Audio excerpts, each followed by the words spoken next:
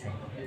আজকে সন্ধ্যে 6:30 নাগাদ আমাদের কাছে একটি গোপন সূত্রে খবর আসে হোটেল ইম্পেরিয়াল, যেটি উদয়পুর জেল রোডে অবস্থিত, সেখানে এই হোটেলে 107 নম্বর রুমে কিছু যুবক গ্যাম্বলিং করছিল, জুয়া খেলছিল।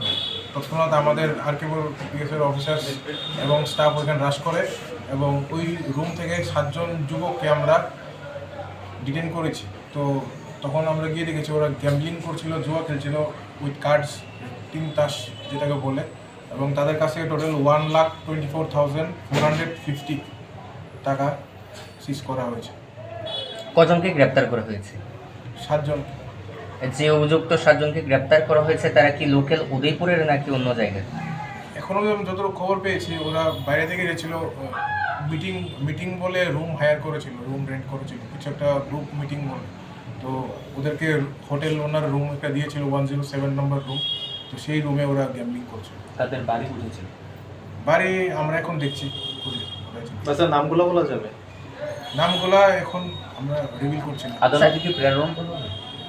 প্রসিকিউশন রিপোর্ট সাবমিট করবে। স্যার টোটাল কত টাকা পাওয়া গেছে আরেকবার যদি বলেন? টোটাল 1,24,450, 1,24,450 টাকা।